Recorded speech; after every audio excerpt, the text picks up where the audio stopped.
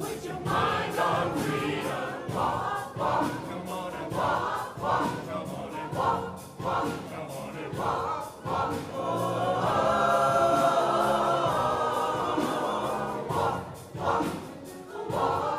You gotta talk. You gotta talk. You gotta talk. With your mind on freedom, you gotta talk. You gotta talk. You gotta talk. You gotta talk.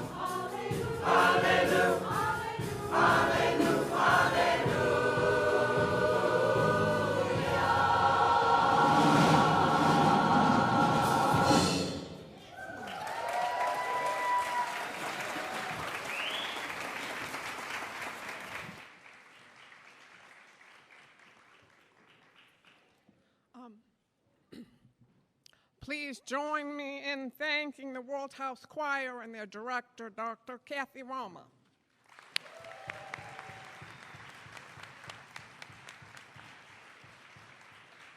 Good morning, everyone, and welcome. My name is Jane Fernandez, and I have the honor of serving as president of Antioch College. It's my distinct honor and privilege to welcome all of you here today for the 9th commencement of Antioch College, celebrating the graduating class of 2024.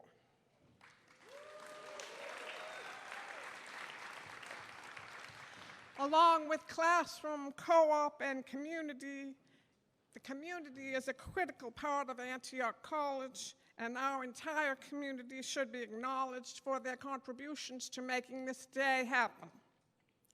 So please take a moment now to join me in thanking the many people who have been involved in the planning and execution of our gathering. Will everyone on the commencement committee please rise?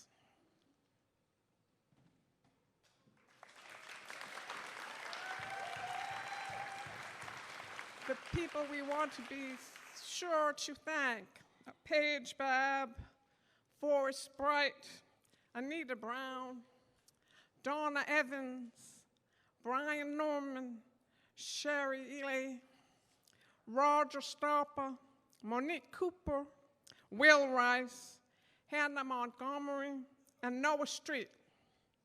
And also a special thank you to Joshua Miller and his facilities and grounds crew, and to Bruce Linebaugh and his team on the farm, and to Richard Zoff and our alumni workers who have helped beautify the campus for this special occasion. I must say Antioch looks better than I've ever seen it. When I look out, wow, amazing. So will anyone on the Board of Trustees please stand now and remain standing?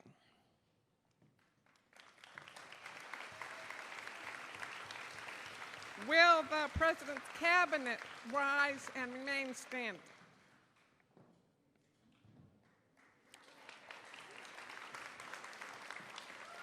Will the faculty please rise and remain standing?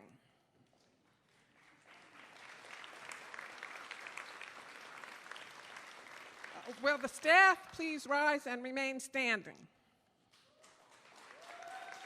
Alumni volunteers, please rise and remain standing. Family and friends, please rise and remain standing. That means all of you. Okay. Oops. Okay, thank you for everything. I guess you can sit down.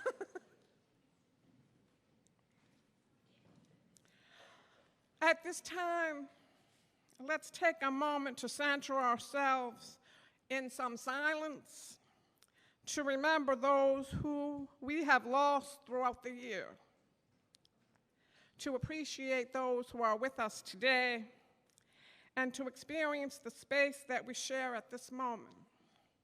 And I want to particularly remember one of our beloved graduates, Quinn Rittoff, who passed away in the past year.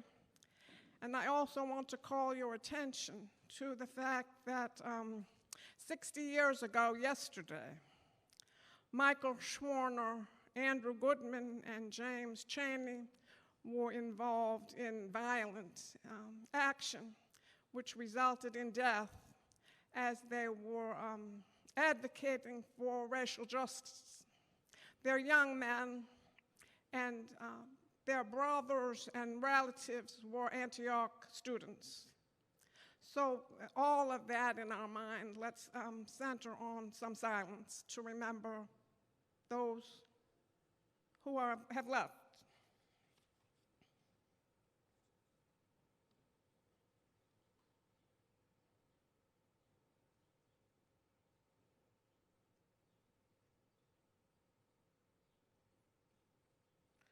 Okay, thank you. Now, congratulations to the graduates of the class of 2024. Fantastic. Hello. As you embark on this, yes, big, we have to must remember to keep congratulating them, because last year, I think we forgot to do that. So I'm trying to be clear-headed about what we're doing. Anyway, I want to say a few words to the students. As you embark on this new chapter, I'm urging you to think boldly and act courageously. Be resilient in the face of challenges and compassionate in your interactions with others who especially may need your support. You've lived through the global health pandemic and all the disruption it caused you in different ways. The class of 2024 faced unique challenges and embarked on a remarkable journey, which I've seen as characterized by resilience, adaptability, and unwavering determination. Higher education these days is shifting. College is getting very difficult and harder. And here you are shaping the world. I want to reference a few of the graduates and some of the work they're doing, which I'm trying to find out what Antioch is all about exactly. But you never can pin it down. So I'm just going to cover a few things about some of the work students have done as they graduate. One of them is Allie Leach. Allie studied environmental humanities. And Allie has worked with a lot of students, or maybe the students worked with Allie, they all got together, and stewarded our apothecary garden near Pennell House. And it's now quite beautiful. Perhaps when you leave today, you could go by and look at that. This shows responsible use and protection of our natural environment. And that is also encompassing many practices aimed at conserving and preserving the Earth's ecosystems. And that's something Antioch College students do every day.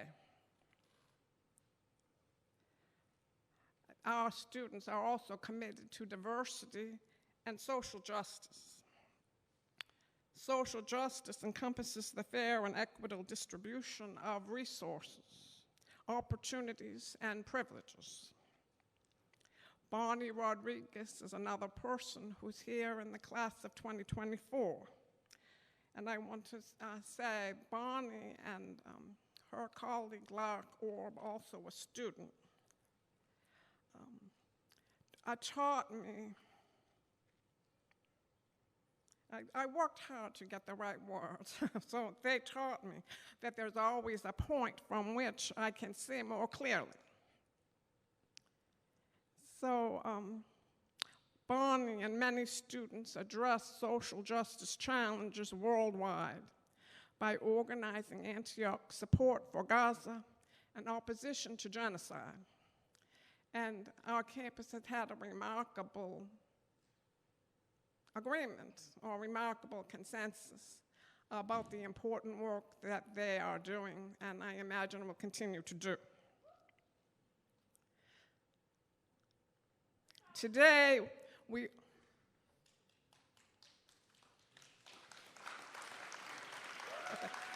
Today, we all, okay.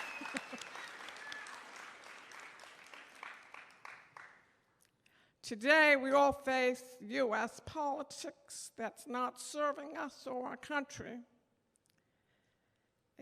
We have out of control inflation and an astonishing number of anti-trans bills.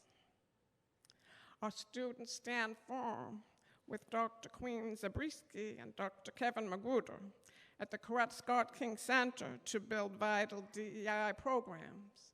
Rebuild, create new DEI programs at a time when other colleges are closing DEI work and centers by force of the law.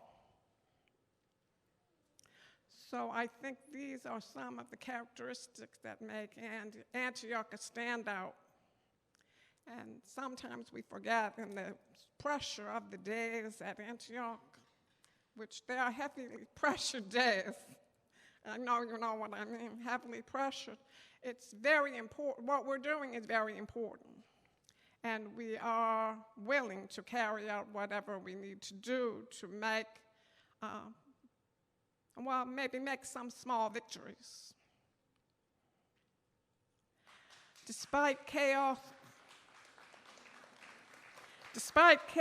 and risk, I hope you will forge ahead in a world where everyone will be treated with dignity, respect, and fairness, regardless of their background, identity, or circumstances. We want to strive for equal access to essential life resources, such as education, healthcare, food, housing, and employment. Abby Seister,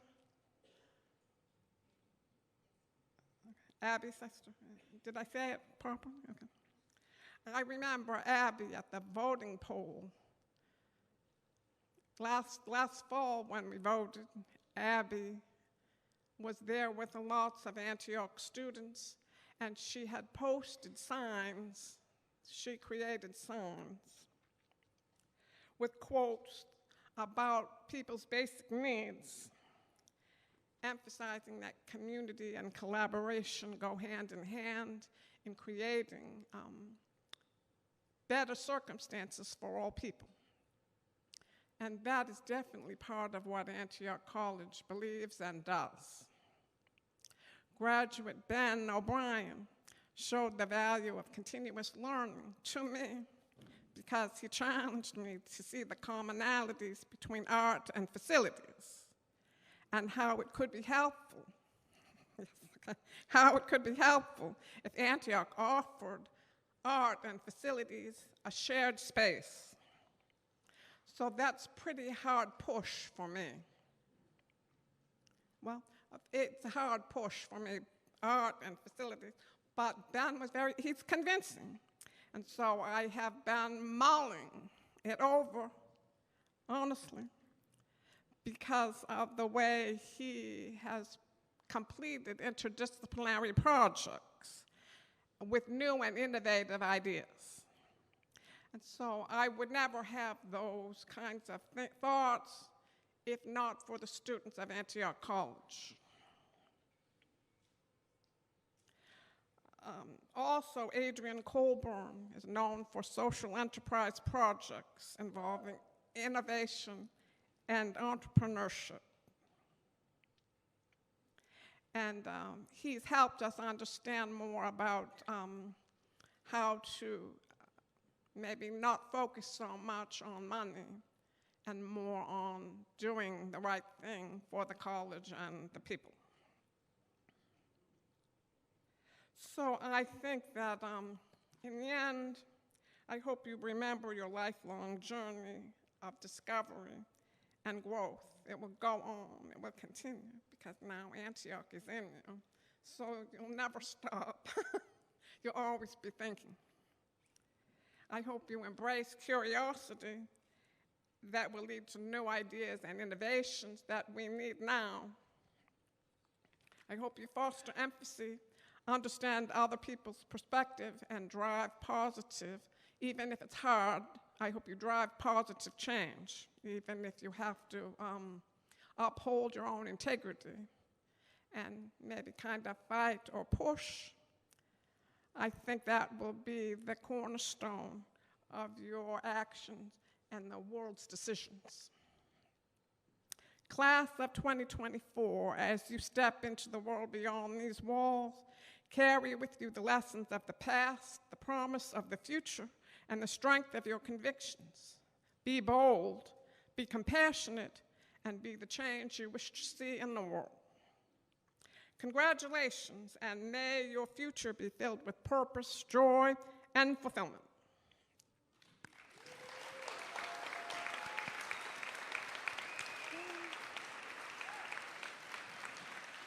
So now please join me in welcoming our current Community Council Chair, River Esquivel, who will share our land acknowledgement.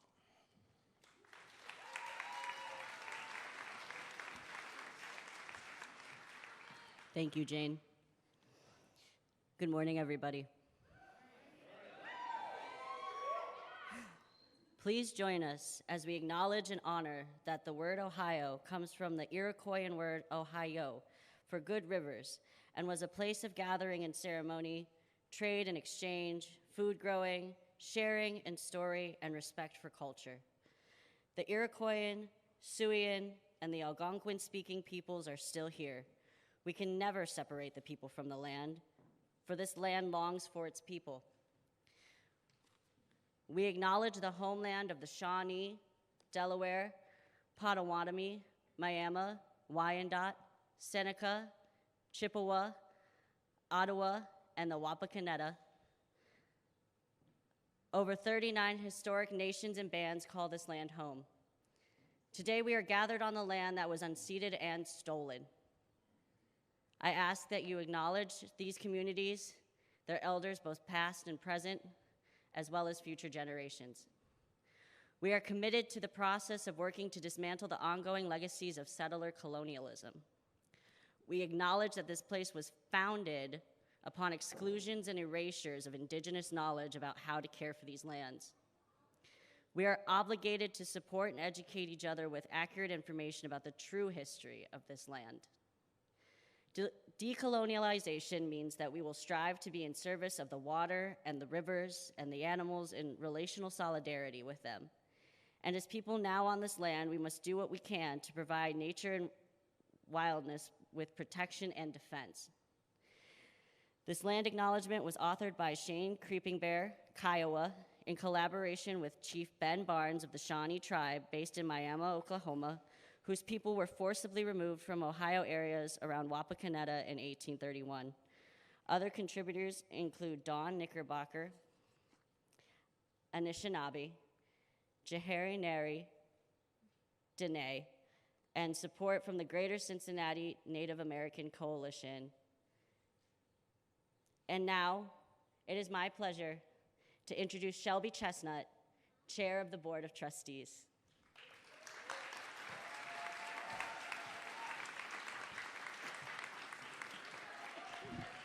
Hi, everyone. Good morning. I'm, for once, glad that commencement was indoors. It's very hot out. So my name is Shelby Chestnut. I'm class of 2005 and chair of the Board of Trustees. On behalf of the Board of Trustees, we would really like to congratulate the class of 2024.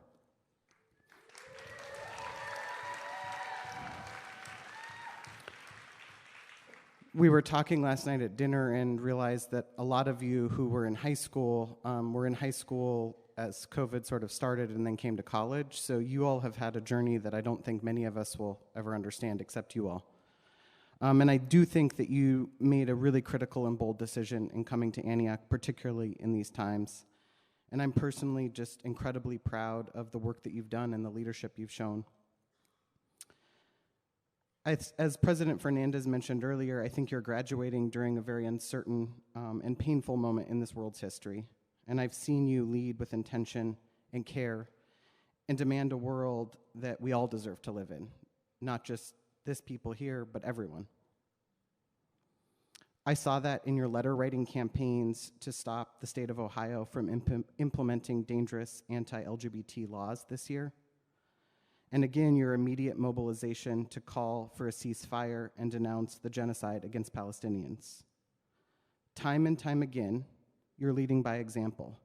And I'm certain that your Antioch education will propel you towards greatness in the days and years ahead. As much as Antioch has probably pushed you in ways you didn't always feel great about, I can speak from experience that you will definitely miss this place. But remember that it's in your DNA, and I encourage you to return often.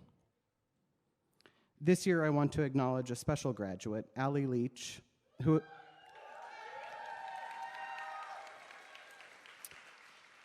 For our guests here, I don't know if you know this, but Antioch students, staff, and faculty serve on the Board of Trustees with graduates and other supporters of the college on the Board of Trustees, so they literally govern the college.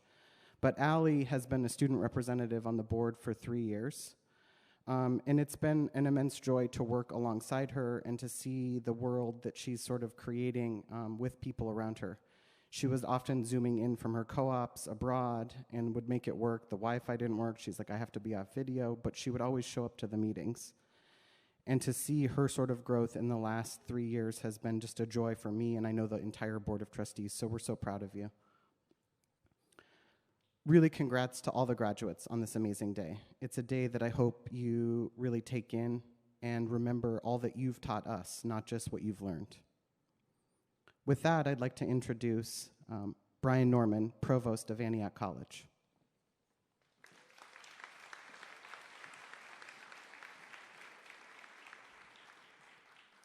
Good morning. And thank you, Shelby. I love this part of commencement. It's really fitting that our first speakers are graduating students, selected by the community. Antioch is a storied place. We have always been and continue to be a college that changes lives. And in the process, we're a college that changes the world.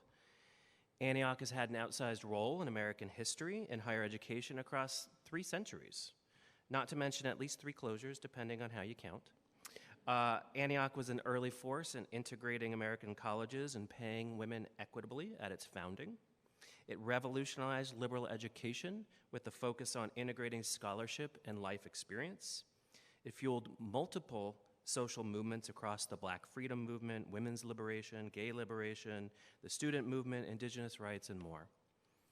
Generations of Antioch graduates learned how to put ideas into action, ask bold questions, and never settle for the world as it is. And many return to campus each year reminding themselves of their early hopes and their work to roll up their sleeves to keep this special place running. Today, our graduating students carry on that legacy, and they in turn show us what it looks like for today's world. In our student speakers today, we get to see a glimpse of a world that's possible, because our students are already achieving it. Our first speaker will be Ashley Lot-Goddess Coleman. Ashley is a Black, queer documentary filmmaker from Dayton, Ohio.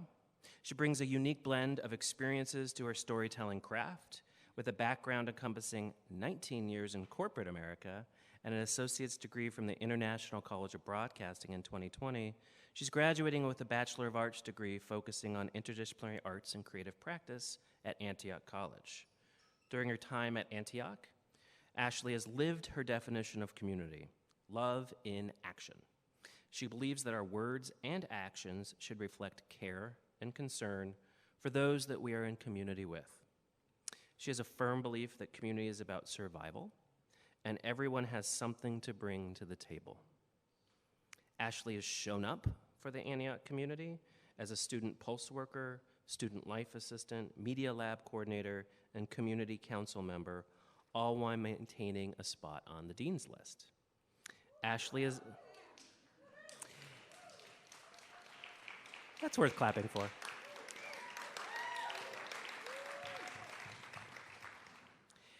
Ashley is on a mission to breathe life into narratives that resonate across generations.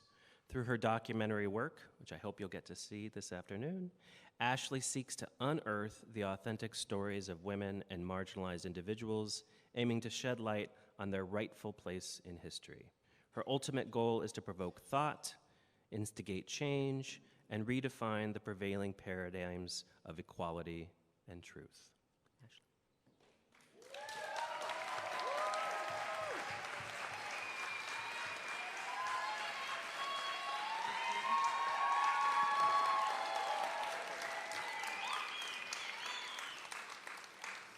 Good morning, everybody. You guys look amazing, and I'm so happy to be doing this night with you guys. So, first to God, thank you. Yeah, that covers it. Thank you. Ladies and gentlemen, esteemed staff and faculty, proud parents, and most importantly, my fellow graduates. Ooh, I'm sorry, y'all. I'm so nervous.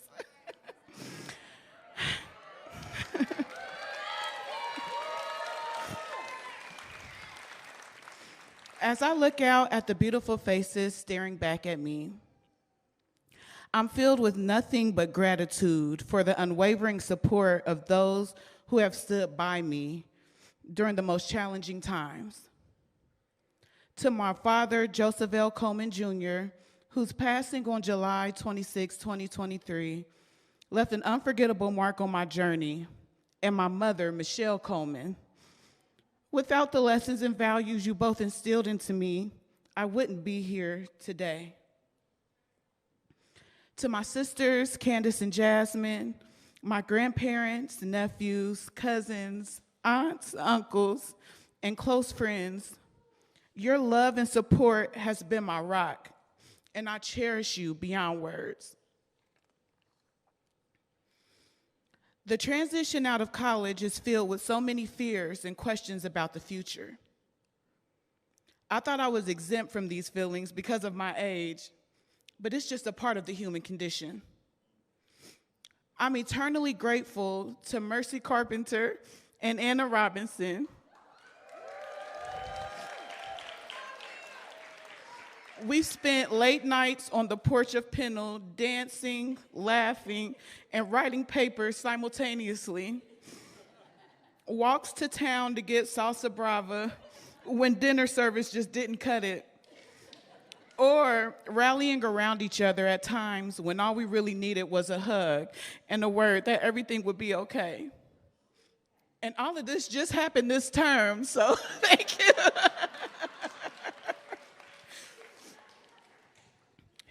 Empathy is what brought us together, creating genuine emotional connections among us. As we leave Antioch and begin the next chapters of our lives, I'm confident that empathy will guide us, illuminating the way toward collaboration and success. In a society that often emphasizes individual achievements, empathy has the power to transform our worldview. It encourages us to recognize that behind every decision, every action, and every triumph, there are people with their own aspirations, fears, and dreams. Empathy allows us to move beyond our own perspectives, appreciating the unique value each person contributes. This fosters deep, meaningful relationships built on trust, respect, and mutual understanding. During my time at Antioch, I've come to realize that Empathy is an essential life skill that traditional educational institutions often overlook. Similarly, corporate America tends to undervalue this trait as well. The prevailing systems in our nation seems designed to desensitize us, overload us with work, and create division amongst us. Despite this, I see a glimmer of hope for our future in the emerging generation. You all have demonstrated to me that empathy is gaining ground. It grows from a collective understanding, flourishing in environments where solidarity and care for ourselves and others are prioritized. As we embark on this next chapter, let us carry with us the lessons and values that we cherish. Let empathy guide our actions, infusing every challenge with compassion and a genuine desire to effect positive change. Let us remember that true success is not gauged by material wealth or accolades, but by the lives we touch and the impact that we make. So, my fellow graduates, as we say goodbye to Antioch and chart our own paths, let's commit to being a light, leading the way to a future overflowing with empathy, collaboration, and boundless opportunity. Thank you.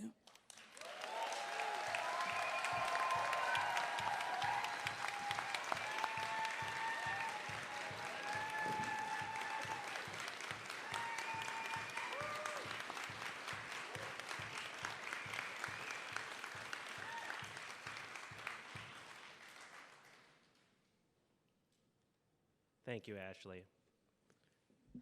Or as you often say, period. Next, we will hear from Erina McGuire. Erina is graduating with a self-designed degree in developmental psychology and the arts. Their 4 years have been filled with ups and downs, late nights spent crying over projects or laughing with friends. They enjoyed nearly every experience that they got to have here at Antioch College, from being chair of COMSOL their first year to being an RA in their final 2 years. They enjoyed the work that they got to participate in. And they hope to take those experiences from co-ops, classes, and community and apply them to graduate school and further into their dream career of an adolescent art therapist.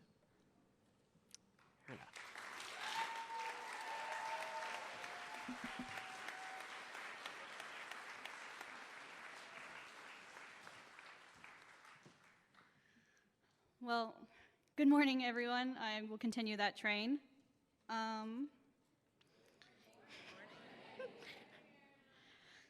So, I did not get a high school graduation.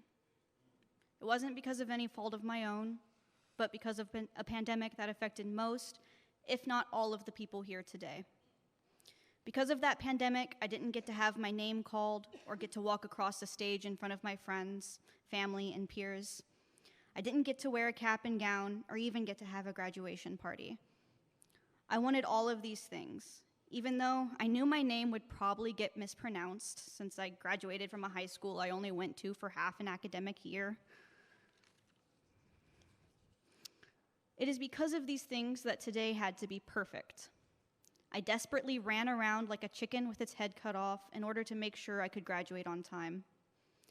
I mean, I came to Antioch in the year of 2020, so in my mind, I had to walk as a member of the class of 2024. When I knew for sure that I would get to walk across this stage today with my peers, it felt like a huge weight was lifted off of my shoulders. Almost immediately, I asked my dad and my stepmom, both of whom are major factors to the reason I am standing here at this moment, to take me dress shopping. To be honest, I think my dad was probably more excited about shopping for clothes for me than I was. What was only supposed to be one dress ended up being 3 dresses, 2 pairs of shorts, 2 shirts, a necklace, and a bottle of perfume. I cannot tell you how long it took me to decide which of the dresses I would wear today. It was a different one. I got a 4th one. I do have to admit something to all of you, though. Deadlines are the bane of my existence. As a few staff and faculty could probably tell you, I failed time and time again to submit things on time, especially for graduation. Even the speech I am giving right now was submitted late because I completely rewrote it from scratch. Even though everything about today had to be perfect, I felt that the cookie-cutter speech I had originally written was not. I've only written 3 speeches in my life, 2 of them in high school and this one, so I looked up how to write the perfect graduation speech. I had all the buzzwords, all the key points. I had quotes and even a story from my first year about cold clam chowder that I thought was funny, but admittedly didn't hit. The clam chowder was partially condensed, by the way, if any of you are wondering.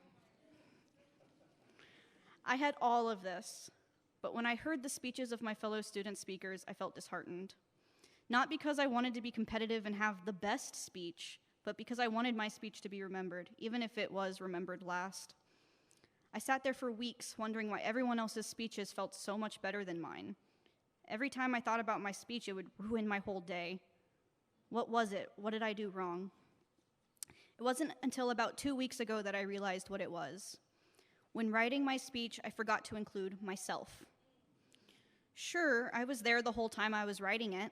I wrote about my experiences, I personalized it, but it had no personality. It was like I was pretending to be me. I was too focused on the perfect part of everything that I completely forgot that I am a part of this speech, of this experience, and that I myself am not perfect. If I'm not perfect, why does everything I do have to be as well? My graduation speech wasn't the first instance of this happening. Even the story about cold clam chowder was a story where it took a friend of mine saying something so dumb for some reason to be knocked into me. So I scrapped my original speech. I had a blank page for about 3 days before I finally just wrote down the word perfection. To me, perfection is disappointment. It is an arbitrary word used to describe a concept of quality. Today was never going to be perfect, at least not to the shrewd definition of perfection that my brain is constantly trying to push. I missed out on opportunities because I wasn't sure if I would be graduating this year. I lacked motivation at certain points and procrastinated many times. I tried way too hard to be perfect that I burned myself out before I even had the chance to start. I am not perfect, and Antioch has taught me that that is okay. That's why I choose to share this experience using my speech. I want everyone to know that it's okay if things don't go perfectly the first time. That doesn't make the work that you've done any less meaningful. Nothing about today or even my entire college experience has gone in the way I originally wanted it to. But that's what makes it perfect.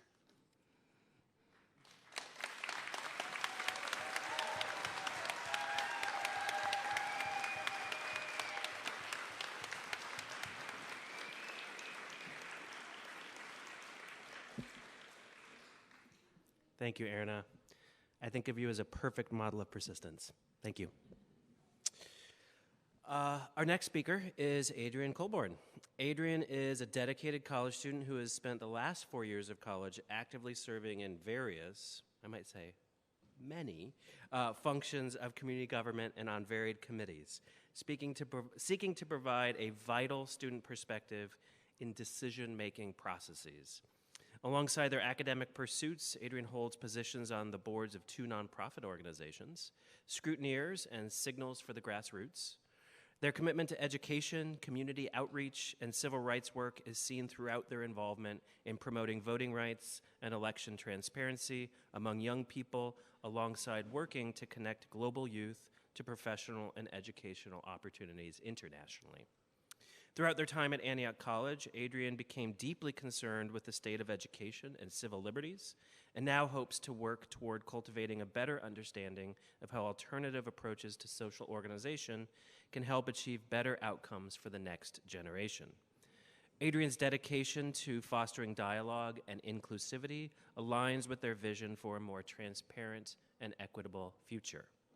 They intend to continue their work in education and civil rights advocacy beyond college, aiming to make a lasting difference through their work. Adrian.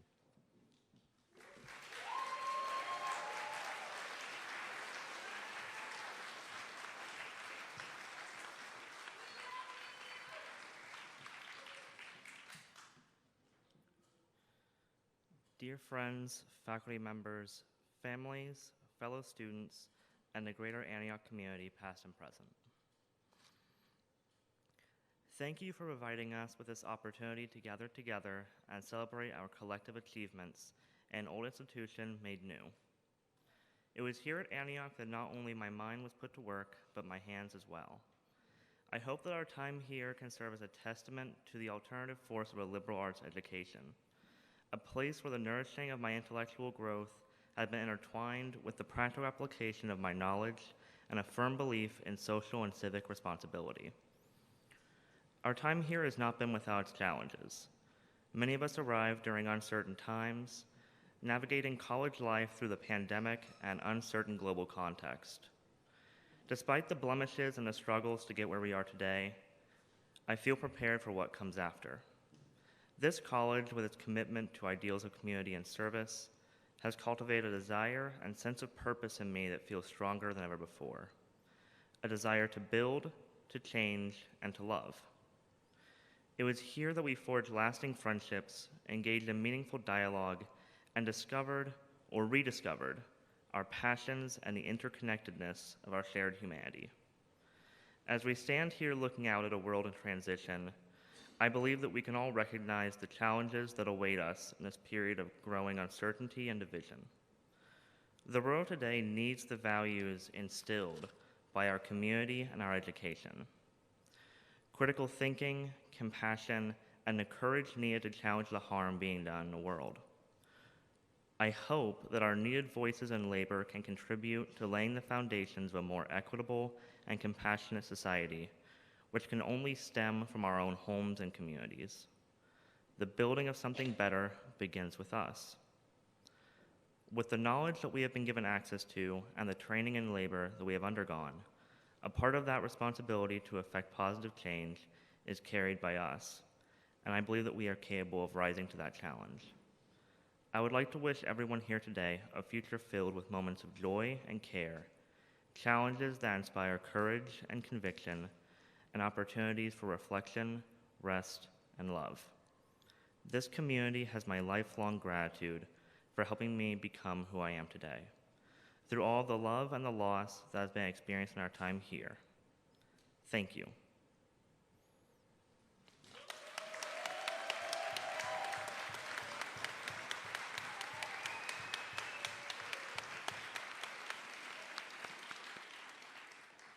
Thank you, Adrian.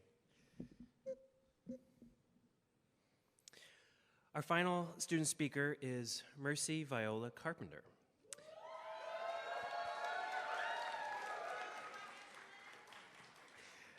Mercy is a Black and Indigenous cultural worker, memory worker, educator, orator, writer, dancer, singer, community strategist, performance artist, visual artist, and water protector from Brooklyn, New York. Mercy's passionate about land sovereignty, Black and Indigenous cultural technologies, and healing intergenerational trauma. During her time at Antioch, Mercy has worked as the Black and Indigenous Arts and Culture Coordinator, the Black Queer Student Union Coordinator at the Coretta Scott King Center for Cultural and Intellectual Freedom. Mercy has also volunteered at the Antioch Farm, the Native Apothecary Garden, and is a current board member of the BIPOC Food and Farming Network. Mercy has performed African dance and poetry at the Yellow Springs Juneteenth celebration and has been featured as an artist in a photo-focused biennial art show, Flourishing, at the Herndon Gallery. In Mercy's senior year, she presented a solo art exhibition artwork with liberatory interactive programming. As an educator and artivist, Mercy uses interdisciplinary arts, interactive performance, music, and somatic-based activities to address systemic oppression. Mercy has been community organizing, teaching, and developing curriculum for over 10 years, as well as speaking on panels, rallies, conferences, and marches for direct actions, grassroots organizations, nonprofits, and schools. Mercy comes from a long line of wise women and elders from North and South Carolina, Nigeria, Virginia, Georgia, Jamaica, and Brooklyn. Mercy is based in Brooklyn, New York, where they will also plant seeds of rebirth, imagination, and the possibility of healing our relationships to ourselves, each other, and the earth. Finally, I'm happy to share that earlier this week, Mercy became the inaugural recipient of the Horace Mann Award for Student Excellence in Scholarly and Artistic Inquiry, or what we're affectionately calling the Mannies. Mercy.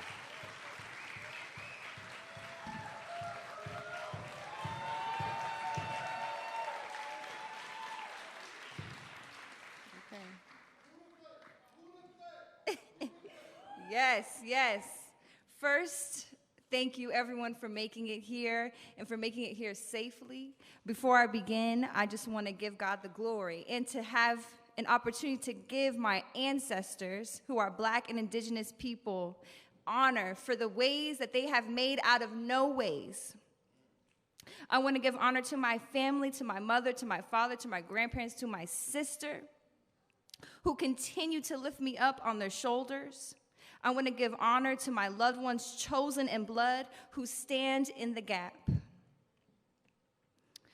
Okay, now I will begin this occasional poem called Harvest, an ode to new beginnings. Have you seen a pine cone before the fire? Scales pressed down to every side, holding together like an inhale before diving underwater. Do you remember growing on a branch with scaly protection that sings, "This pine cone is not ready to drop its seeds"? Do you remember trusting in what has kept us this far, stewarding our imaginations, watering our belief, and creating our own paths to dream and pull close to our purpose?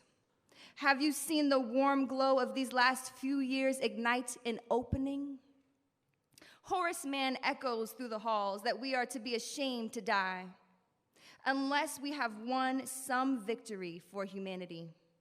This class has answered that call and found victory in rebirth and coming back from the dead. We have grieved loved ones, lockdowns, quarantines, fear of pandemic-induced school closures. We have exhausted ourselves with grief, fear, and the unknown, and woke up with sadness, soothed with the return of laughter, campfires, and all-night discussions. We have created movie nights of comfort. We have made medicine from our gardens. We have offered each other quarantine care plans, delivered masks, water, food, and care in the midnight hour. And then fire became a key to birth open new life. I have seen fires of change, transformation, and courage welcome all of us back to ourselves and each other, leaving behind who we thought we had to be, leaving behind what we thought we needed to have. I have seen the pine cones open in the smoke of flames and reveal seeds promising lush forests and powerful roots, strengthened by deep earth and nourished by sweet waters.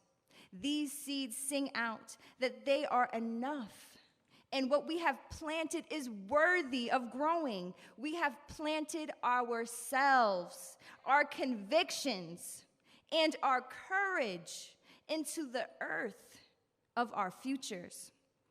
And us, we are worthy. Is it just me who feels new? All right. Do you feel like you did when you first arrived? Do you also feel the spirit of rebirth? In this victory of graduation, in this victory of rebirth, no one can push for you to be born. No one can turn the key that is in your hand. All right, we have felt fear. Thank you, Mama. We have felt fear, but made a decision to breathe, to focus, and to open the door to our new beginnings.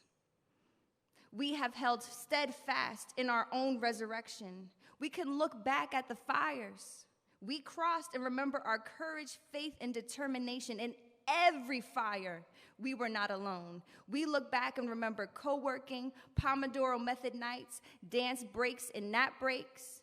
We remember. We bring with us our hard-earned courage, our hard-earned trust in growth, in our growth to be us, to dress like us, act like us, write like us, sing like us, perform like us, paint like us, play like us, create like us, dream like us, and to care like us. To invest in active solidarity for our collective rebirth, towards new beginnings just like us, and to keep in our hearts the harvest of liberation for all of our relations just like us. May our harvest be a testimony to love and rebirth just like us. Thank you.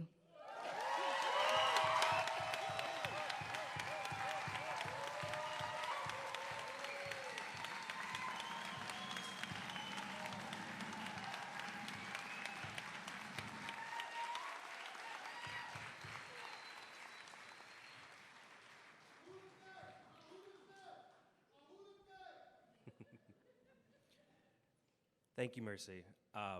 It's such a gift to be able to experience your cultural work in real time. And for those paying attention, Mercy also gifted us with some of her cultural work that's part of the ceremony on the 2024 stole, which is a tradition at Antioch, and you can learn more about that in the final page of your program. And that was one of several really fantastic designs submitted by students, many of them coming from Professor Forbright's graphic design course. And this one features the pine cone.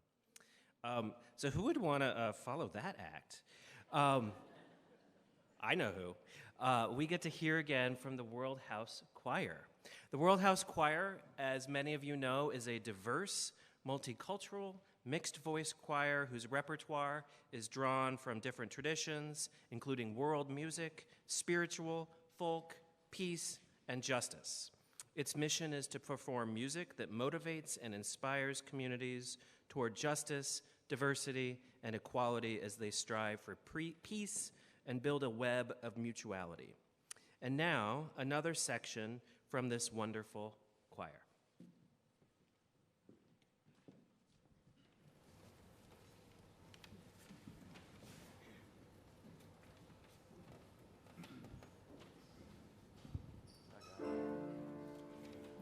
What's up, y'all? It's glory time. One day, we're gonna do this again. When the glory we're gonna keep graduating, keep elevating, moving into our higher purpose, into our higher self, unifying in one organism, one love, one movement, and strength and power. It's gonna feel glorious. Glory. Glory. Yeah. Hey. To be an Antiochian is to be dynamic, or not to be stagnant. If you recall a verse from Hamlet, you are created above the standard, so stamp it. Winning the race against racism across the planet, forging new ideas, creating safe havens for people who identify with LGB and TQ, non-binary, he or she, I see you. It's all in all beautiful. We are the glory, we are the stories. We are victorious in our efforts to restore balance. Justice is the song on the record, recording love in unison as we sing in harmony, making me a part of you, making you a part of me. One organism, humanity, stand in peace, hand in hand, form a link, never break, never cease to exist. Every day you live in your higher self. I promise I'm going always ride with you, won't ever be by yourself. Yeah, yeah. When the glory comes,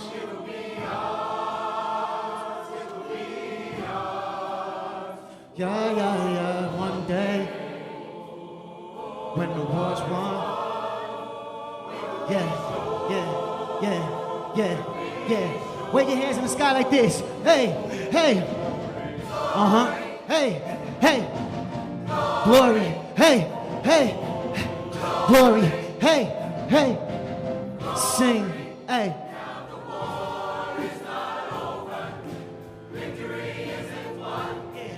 We gon' fight on to the finish. Yeah, yeah, yeah, yeah, yeah. Hey, we'll cry. Come on. Yeah, yeah, yeah, yeah, yeah,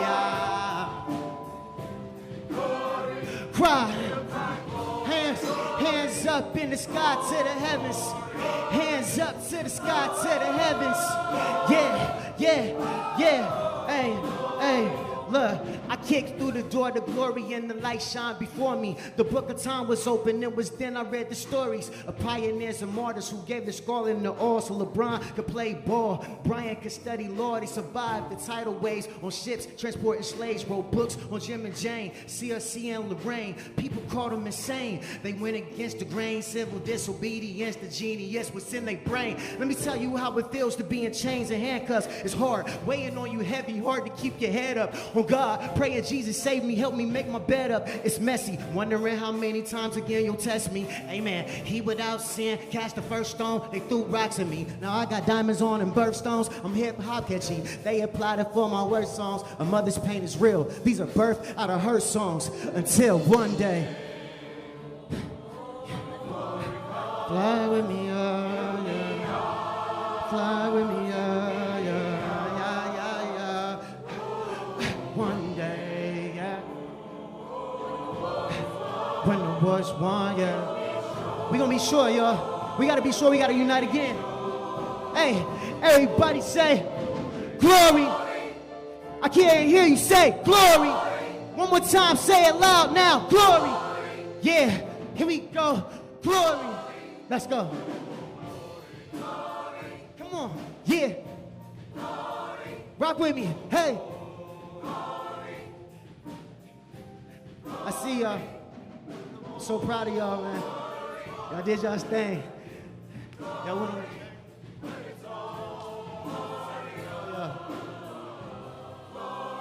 Yeah, yeah. We cry. Tears of joy. Tears of victory. And unification. Yeah, yeah, yeah.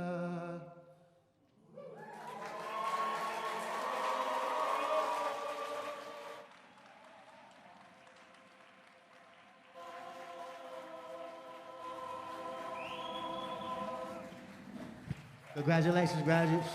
Give it up for them. Peace. Peace and love.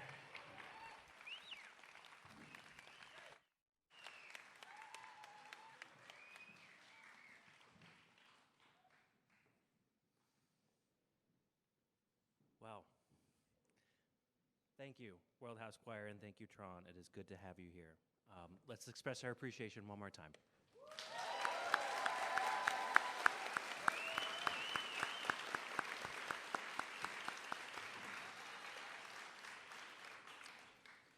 A little bit more celebration before we get to the main celebration. At graduation, we like to lift up the 3 members of our community from faculty and staff who are the recipients of this year's Socio Excellence Awards. So when I call you, please stand so we can say nice things at you as you awkwardly look at us. This year's Staff Excellence Award went to Erica Wyant.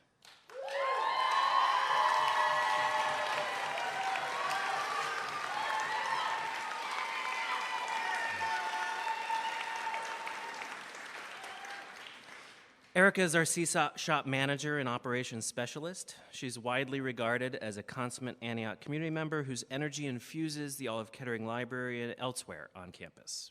She's been a key force of positive student culture, and she's stepped up to the role of activating the C-Shop, one of our 7 mission-driven, revenue-generating learning hubs. Outside of Antioch, Erica is a doting mother of 3 and spent her early career in developmental disabilities work. Student and staff nominations underscored Erica's positive contributions. For instance, one wrote, "Erica is always helping someone. I have never heard her say no when someone asks for help." Also, Erica is an excellent contributor to the community and exemplifies kindness and grace toward other community members. She's always a positive light that brightens the day of those around her and selflessly is a generous listener to those that speak to her. This positivity is infectious, and the community is lucky to have her. Congratulations, Erica.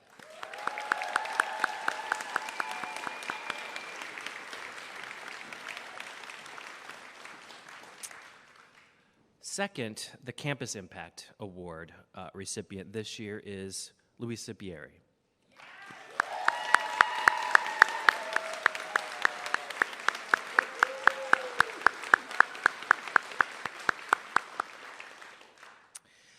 Luisa is the Dean of Cooperative, International, and Community-Based Learning. That's a mouthful. We might soon say Dean of Work.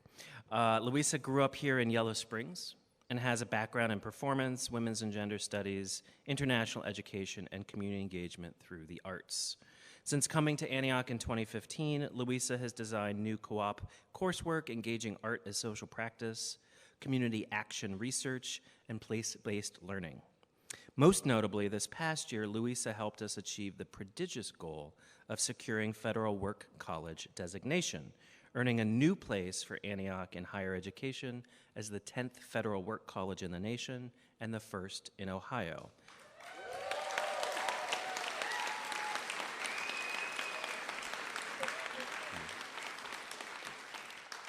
And not for nothing, securing some additional federal funding to help our financial sustainability in the process.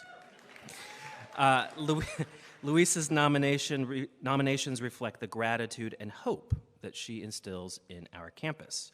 For instance, one person wrote, "Luisa has been a consistent member of the faculty who strives to maintain and make a positive influence on Antioch College each and every day. She's passionate about the student experience and adhering to the college's mission of providing experiential education through a social justice lens. As Dean of Co-op, she leads by example and makes decisions in a thoughtful and holistic manner, ensuring they best serve students while meeting the many needs of the college. Indeed, Antioch's future becomes clearer thanks to Luisa's tremendous labor and leadership." Thank you, Luisa.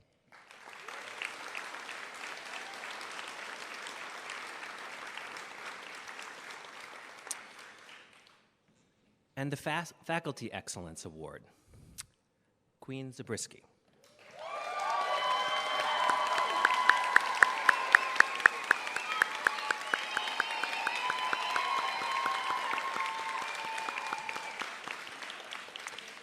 So today we get to lift up Queen as one of our newest faculty members, although not new to the Academy.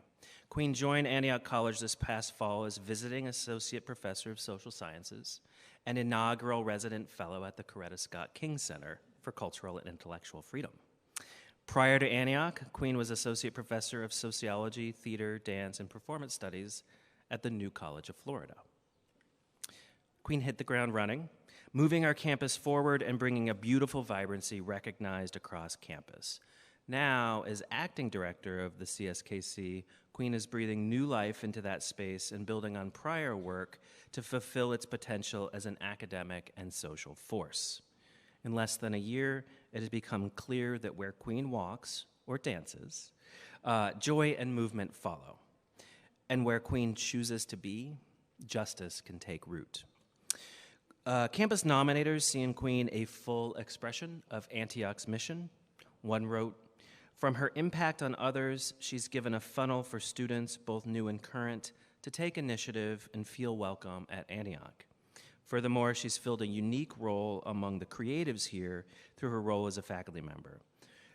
This person is grateful then for her sign that Antioch College is a voice for everyone and the ability to express themselves better." So at Antioch, we are very happy that Queen and her family have a new permanent home at Antioch and in Yellow Springs. Earlier this year, Queen became a member of the tenured faculty, thanks to faculty recommendation and board approval.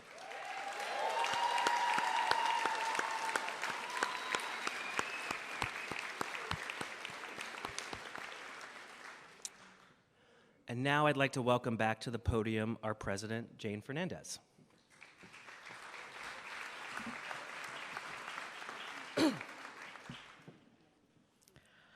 I'm honored to present to you our 2024 commencement speaker, Marcy Rendon. Marcy's a Native American playwright, poet, author, and community arts activist based in Minneapolis. She is an enrolled member of the White Earth Band of the Minnesota Chippewa tribe. Marcy founded Raving Native Productions Theater.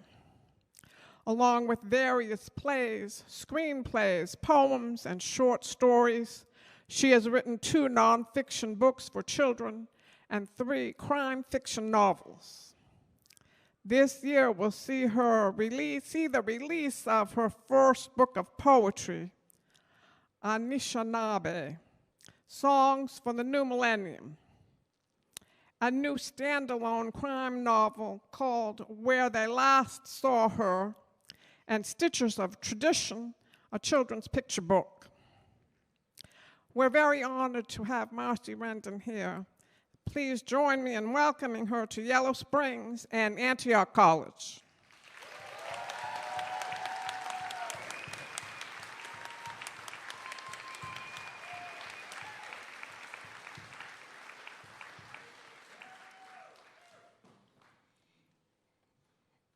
I'm sorry that you don't have my speech. I turned it in this morning. Speak louder. Okay. Buju, Awanakwe Indigenous Cause, Migazi ni Dodame, Gawa Babi Gani Kagandunjaba. I greet you in my Ojibwe language. I'm honored to be here today to honor you, the graduates. I'm here to say congratulations. You've done it. You did well. Good job. That's what I say to my grandkids. Good job. You accomplished your goal. Some of you breezed through your time here. Others of you struggled. Some of you may have quit and started again.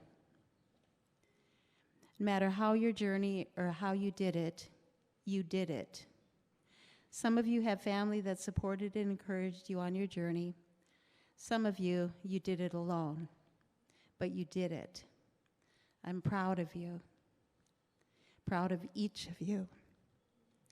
I don't know you, you don't know me, but it's a big thing. Again, like I say to my granddaughter, good job. Good on you, good job. If you don't have someone else to tell you this, let me tell you, I'm proud of you. I see what you have accomplished, and I see you. In my family of origin, the everyday struggles of life, with the oppression directed at us as Native people, meant that many of my people have not had the opportunity of education. My mother ran away from a forced education at a federal boarding school in South Dakota in 7th grade. How old are you in 7th grade, 12? She ran away. She walked 287 miles, about a week's walk, at 12 years old, in an age before cell phones, Google Maps, or interstate highways. My father quit school to do farm labor at 11 years old. I have 3 siblings, all who attended some college but never graduated. Even though I excelled in school myself, there was zero expectation that I would go on to college. The expectation was that I would be a drunk, dead, or in prison. I did get a bachelor's degree. My father insisted that I go.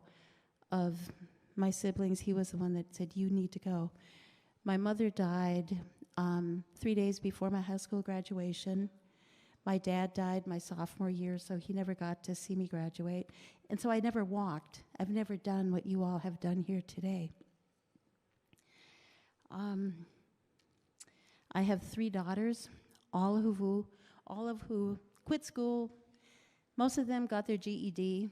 Some of them have gone to college a little bit. None have gotten a college degree. I have 12 grandchildren. Again, because of the educational system and the way that it forgets about us as Native people, most of them have not graduated high school or they've gotten a GED. I have one granddaughter who graduated from a very private, wealthy college 3 weeks ago now. Her family showed up for her.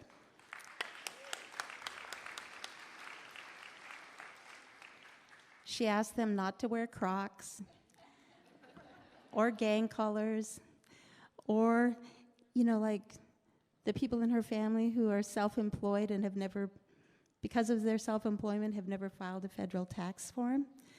They all showed up, and she was like, can you just behave, And they did. The educational system in general in this country is not designed to support success. For people of color, non-binary folks, or anyone outside of a very narrow range of what whoever that someone is, determines is the norm. So my understanding is that Antioch offers a different chance. Some of you took this institution up on what they have to offer. So again, you made it, good on you, good job. I'm proud of you. So now what do you do? As you probably know, because you have this work-study program, the world out there is not college. And things can be really weird out there. We are in a rapidly changing world. Information and technology that was relevant last week might not apply to the situation today. My granddaughter, who graduated with a computer science degree, is finding that the work she did last summer at Microsoft for an internship, some of that technology has already changed. She needs to constantly be upgrading her knowledge and skill in her chosen field. Climate change is real. It is changing the very world we live in as we speak. Minnesota, my home state, has for centuries been a four-season state. Snow in winter, rain each spring, warm summers, cool fall, and then snow again in winter. This past year, we had no snow. One day it snowed. Spring usually, is in April and May, and we get a lot of rain. It has been raining constantly through June.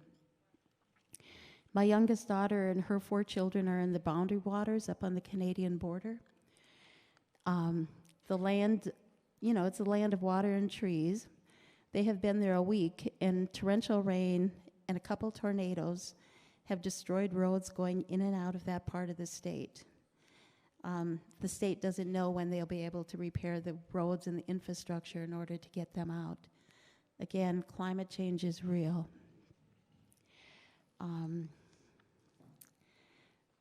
A week ago, she and her family were living in a nice, quiet suburb outside Minneapolis. The world is changing, climate change is happening, weather and conditions that we could count on are no longer predictable. Fires are raging in the Southwest. Canada has already had major fires. The oceans are heating up and hurricane season is longer. The storms cover a broader span of the continental land and are more intense. Tornadoes in Tornado Alley are more intense. There might be a page. There it is. Sorry. I'm a writer, not a speaker, you all. That's what I do for my life. I sit in my room and I type on my computer and interact with human beings as little as possible. Shelby talked me into this.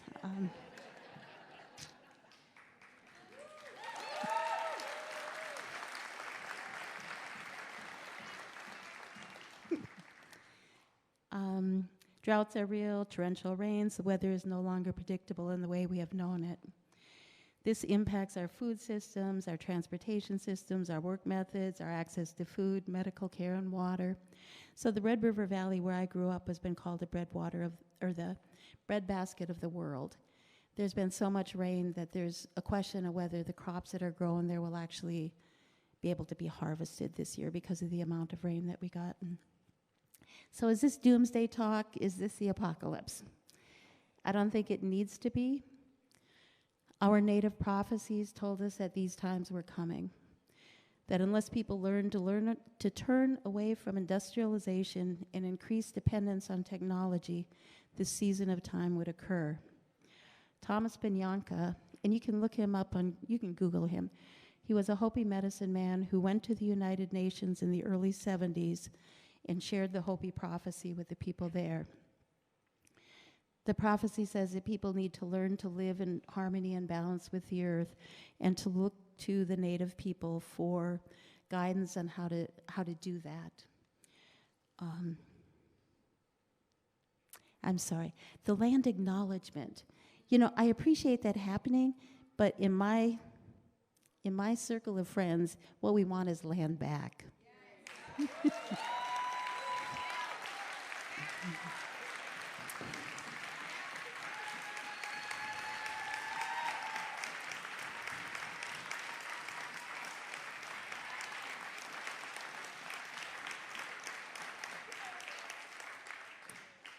The state of Minnesota just gave 11,000 acres back to the Leech Lake tribe in northern Minnesota.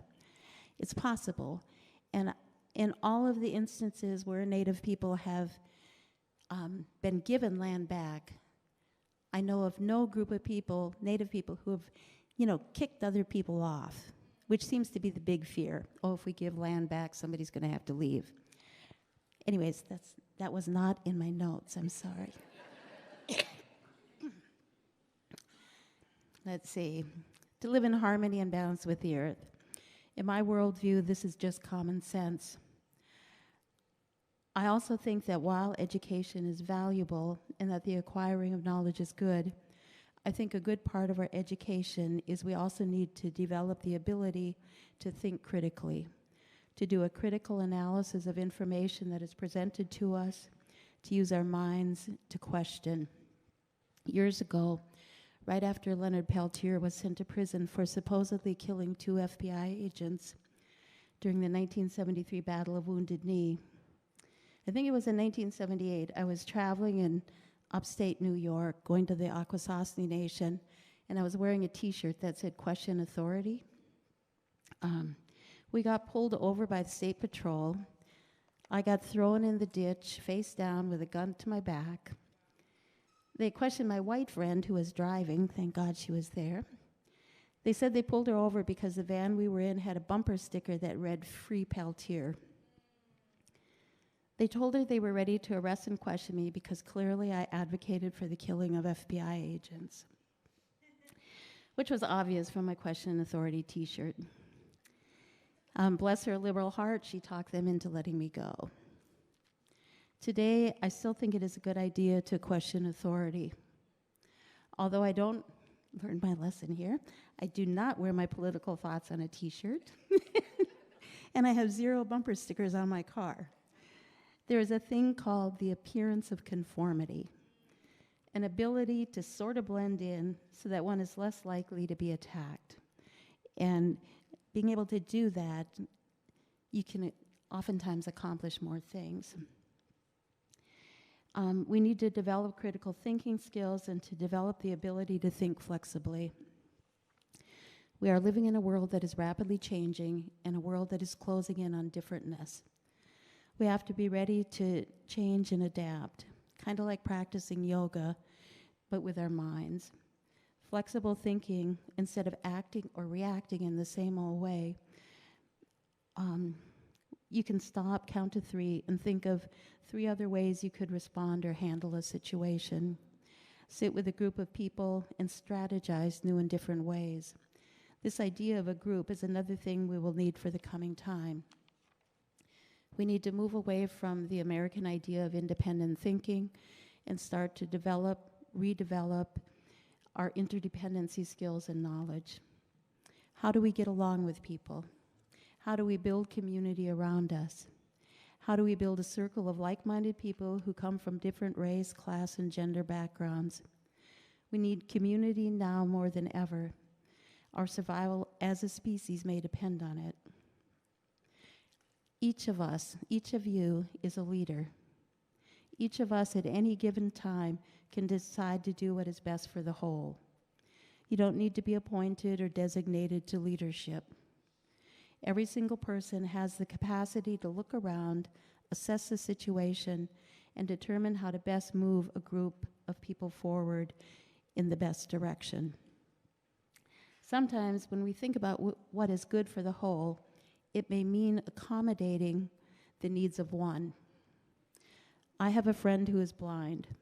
In order for everything to go well for everyone, his needs need to be taken care of and addressed so that he can participate fully even if it means more minor discomfort for the rest of the group. A real leader thinks about the whole group and thinks about what will work well for everyone.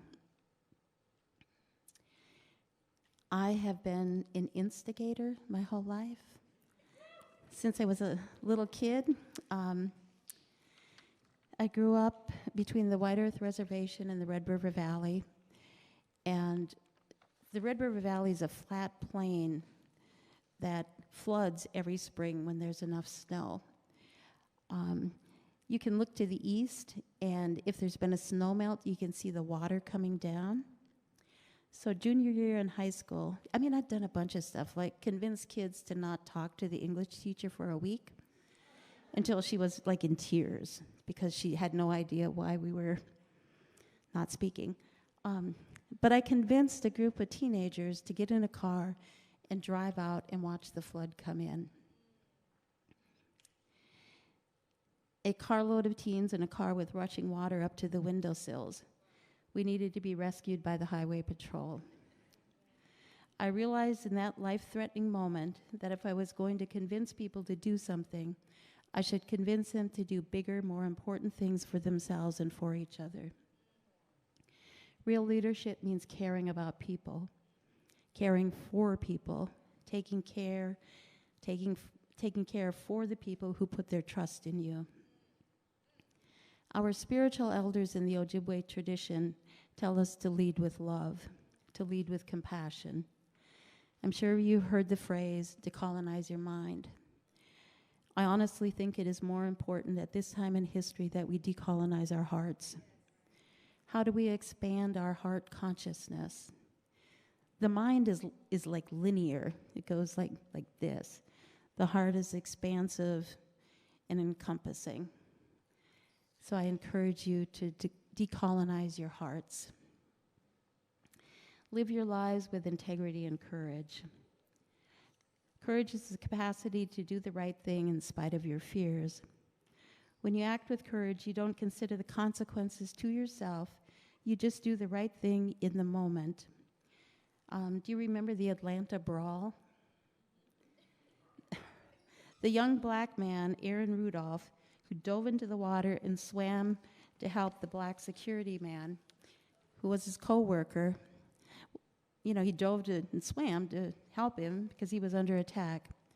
Rudolph said he only did what he was taught to do. He wasn't thinking he might get famous. He wasn't thinking about alligators in the water. He wasn't thinking about how he might get hurt. He saw his friend in trouble, and he went to help. That is courage.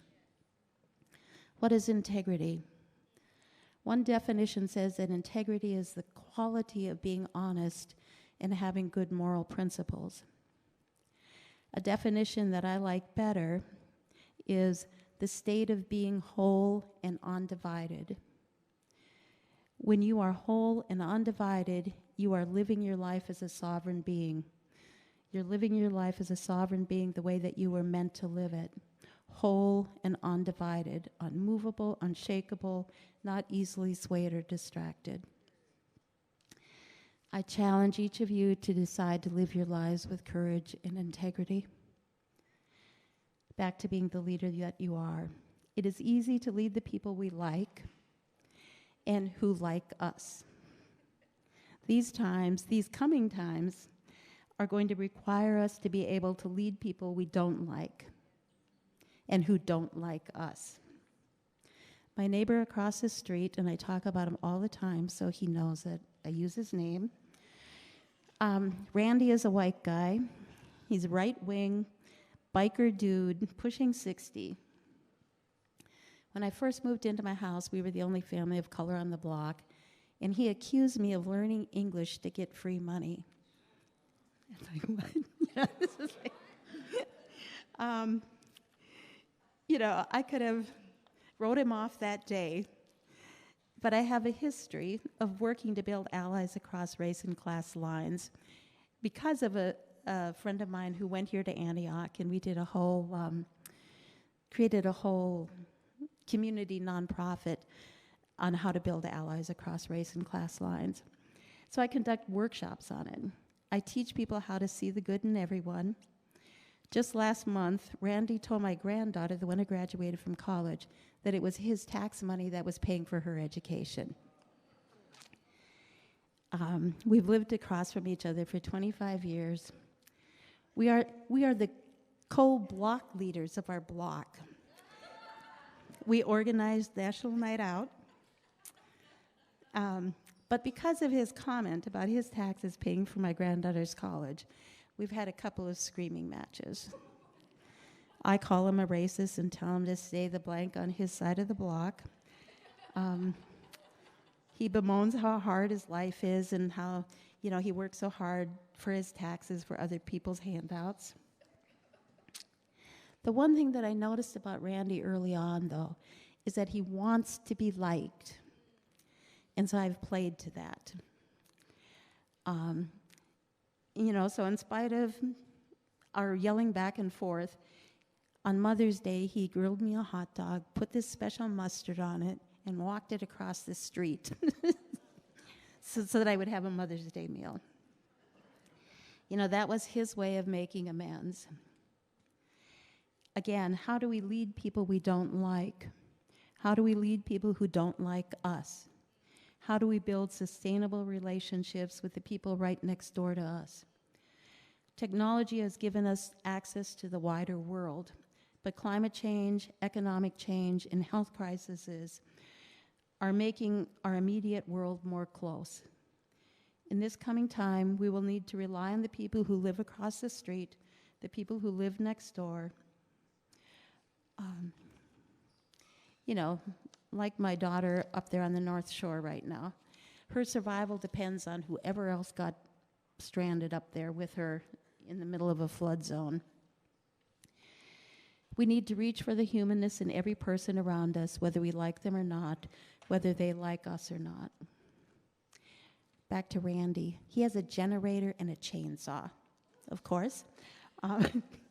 When a storm took down the trees on our block and put out the electricity, it was Randy who borrowed his generator to the new mom down the street with a brand new baby, and he's the one that organized the neighbors to get out there and use his chainsaw to clear the streets. In times of crisis, the right-wing guy and, the question authority old lady on the block are the ones working together to see that everything goes well for everyone.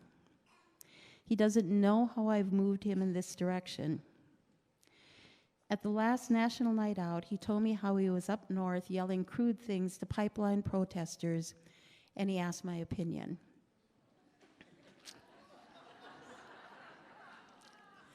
Again, over hot dogs.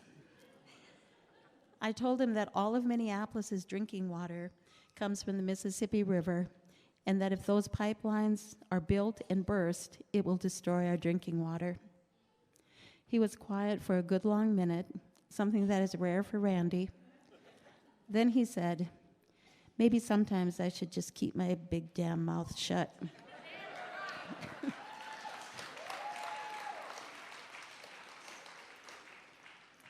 The recent health crisis, COVID, isolation, Zoom technology, were you prepared for this?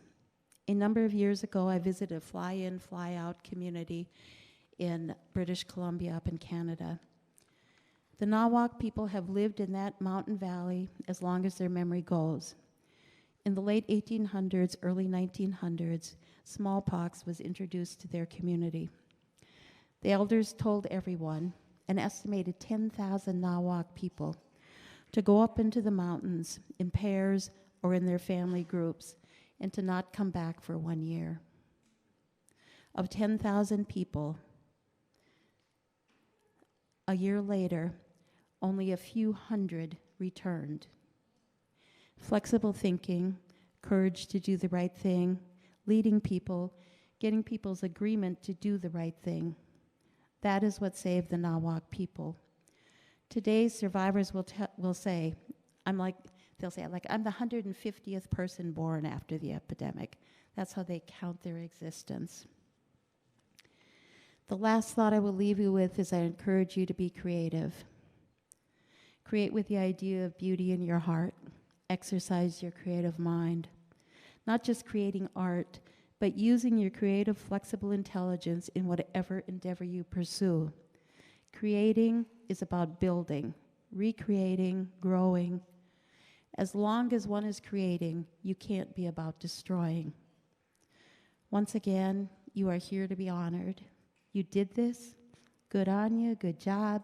And I and others around here are proud of you.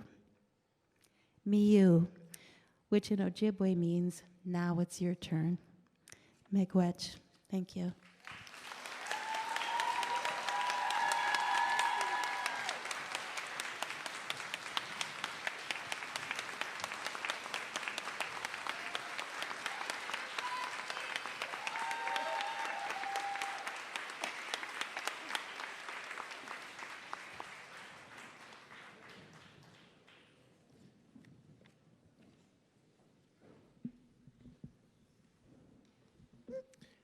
Thank you, Marcy.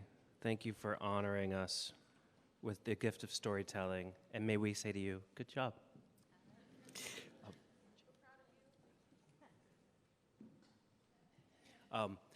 Let's also recognize the space we're in, the Foundry Theater, which we revived this year, and thanks to Chris Westhoff for hosting us today.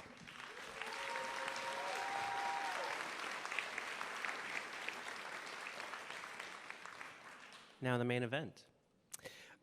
Will the candidates for the Bachelor of Science degree please rise?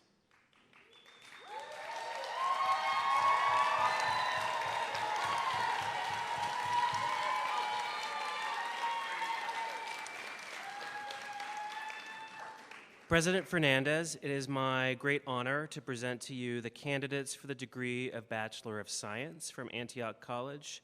They have been recommended by the faculty for these degrees.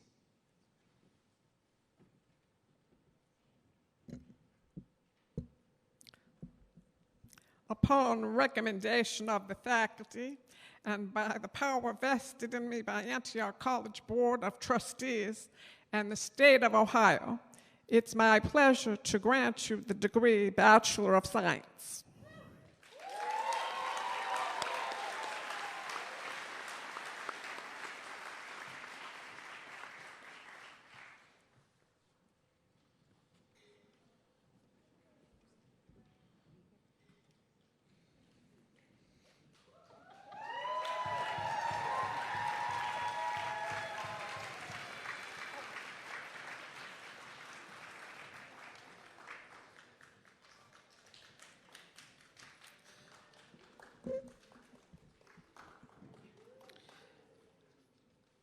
Abby Seister, self-design major, trauma recovery through psychology and the visual arts, summa cum laude.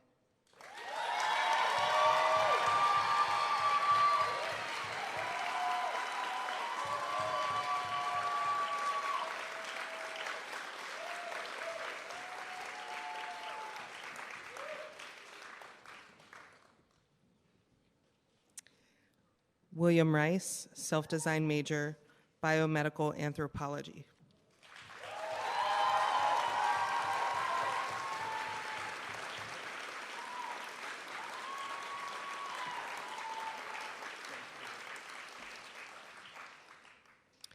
Olivia Jane Simmons, self-design major, ecology and political inquiry, magna cum laude.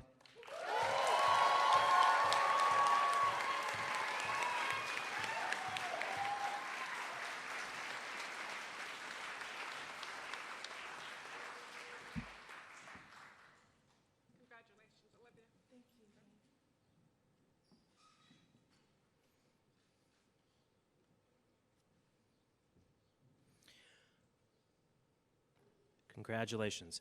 Will the candidates for the Bachelor of Arts degree please rise?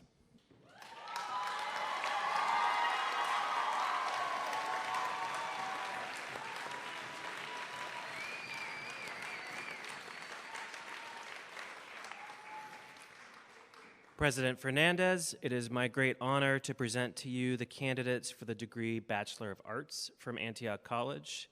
They have been recommended by the faculty for these degrees.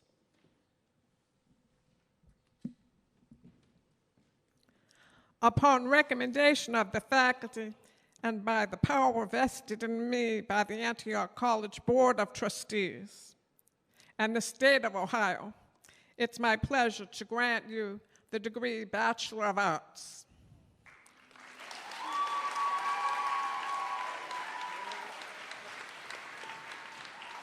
It's okay.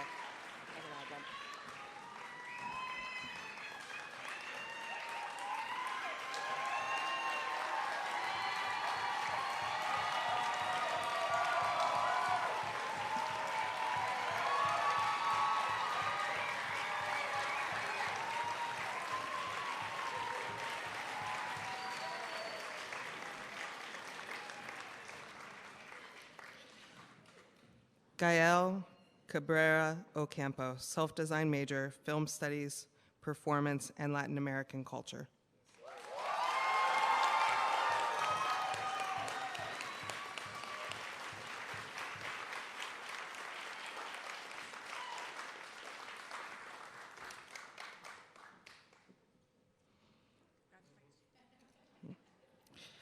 Mercy Viola, self-design major, interdisciplinary arts in African and Indigenous cultural studies, magna cum laude.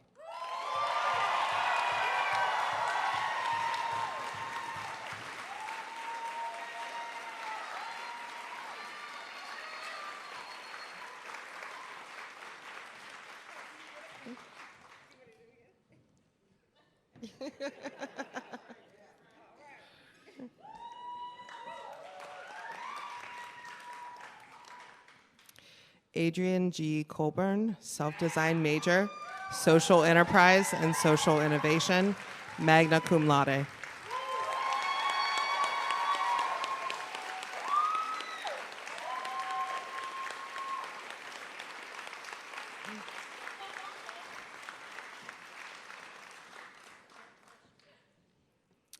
Ashley Levon Coleman, self-design major, interdisciplinary arts and creative practice, summa cum laude.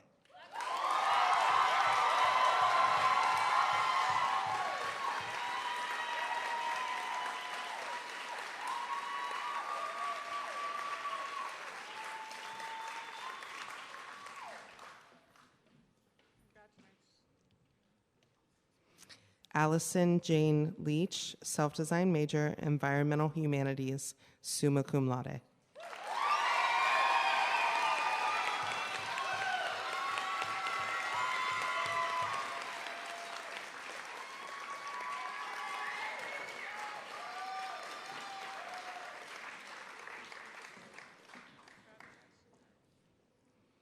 Robin McCoy, self-design major, English and literary arts, cum laude.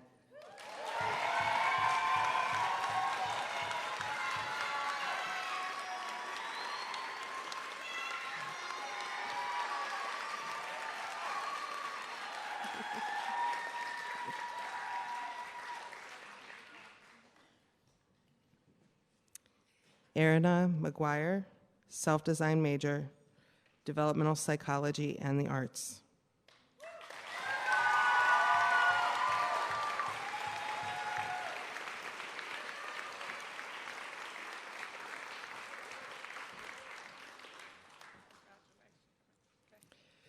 Ben O'Brien, self-design major, interdisciplinary arts and creative practice, magna cum laude.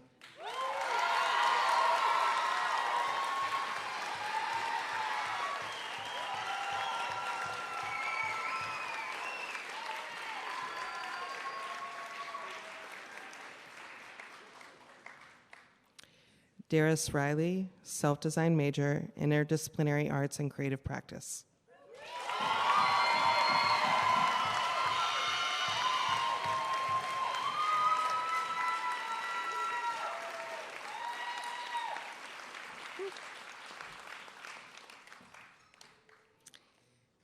Anna Desiree Robinson, self-design major, media arts and communications.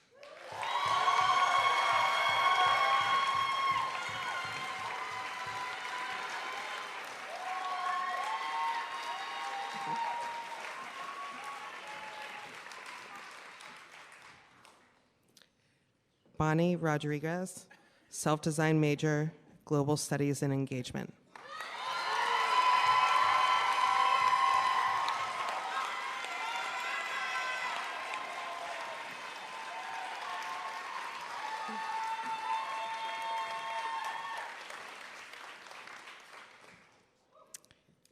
V. Schinkel, self-design major, curating at the visual arts.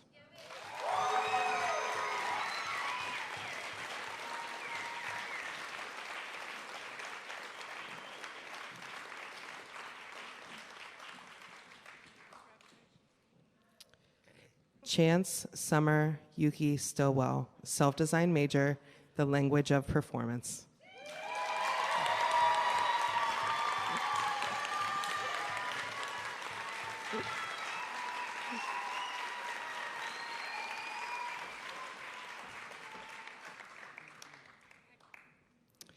Jameson Watkins, self-design major, social psychology and familial reformation, cum laude.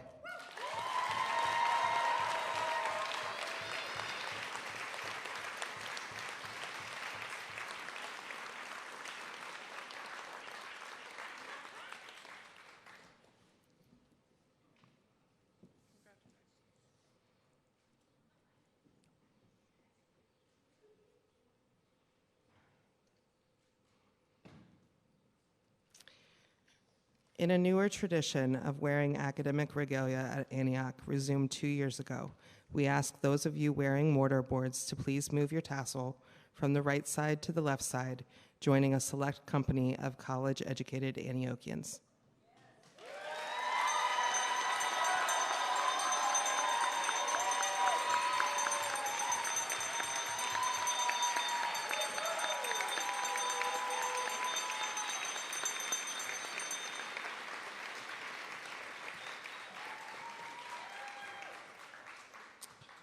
Now I welcome Tony Dosick, a representative of the Antioch College Alumni Association.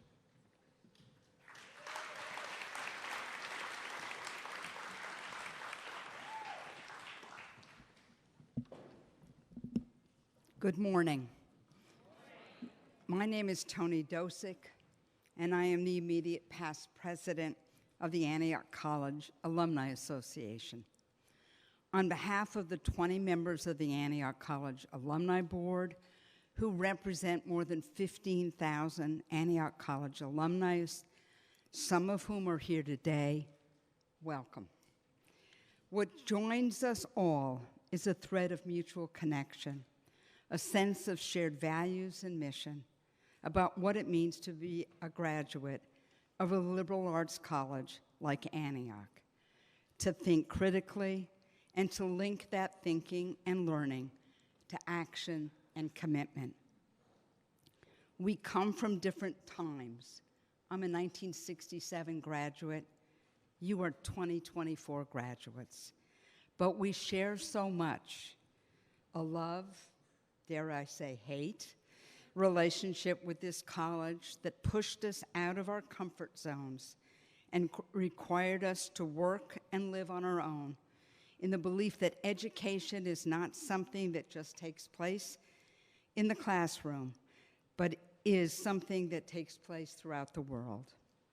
An understanding of the impact of community as a laboratory of democracy, and how to build settings and circumstances where all voices are heard as part of our commitment to self-expression and self-development, as well as our obligations to one another. A chance to build our own education, which even in my day was possible as I combined political science, sociology, and history. I am truly honored and very, very proud to be with you on this special day. Now go off. Now more than ever, we need you to use your Antioch education to win those victories for humanity. And please look under your chairs. There is a gift for you from the Alumni Board to help you start on your journey. Welcome to the family of Antioch alumni.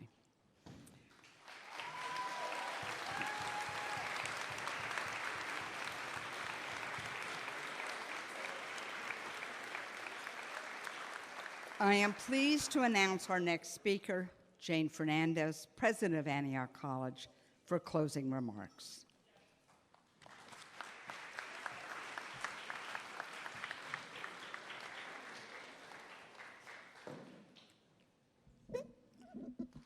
Okay, and now it's finally time for us to celebrate the amazing class of 2024.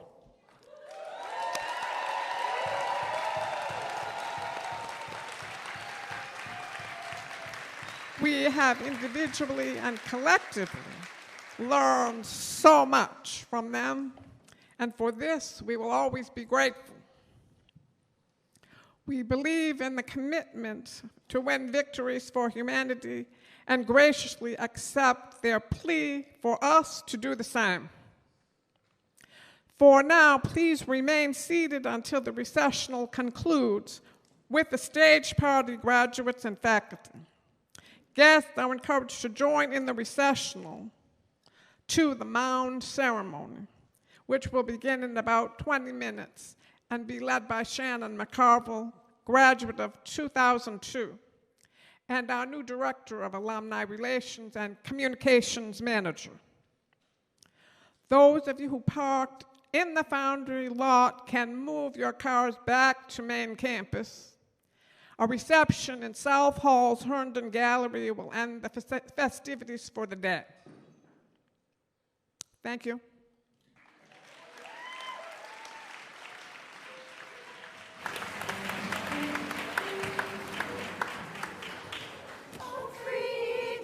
Freedom is coming.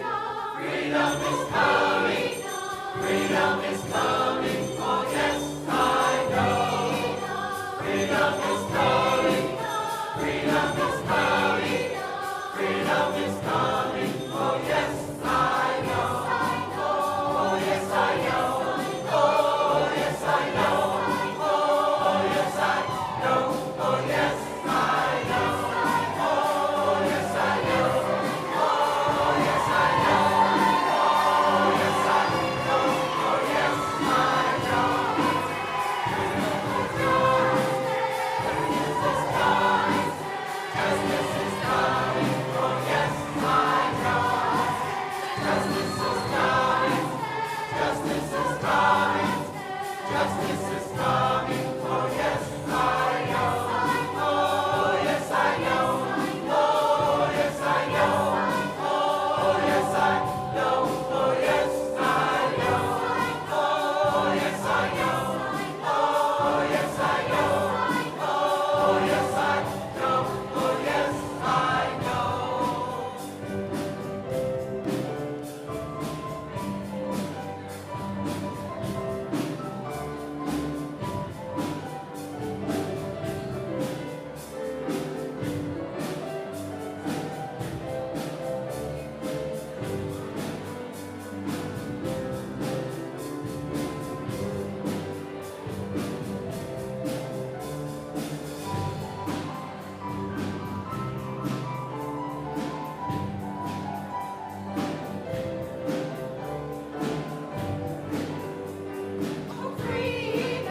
Freedom is coming. Freedom is coming. Freedom is coming. Oh yes, I know. Freedom is coming. Freedom is coming. Freedom is coming. Oh yes, I know. Oh yes, I know. Oh yes, I know. Oh yes, I know. Oh yes, I know. Oh yes, I know. Oh yes, I know. Oh yes, I know. Oh yes, I know. Justice is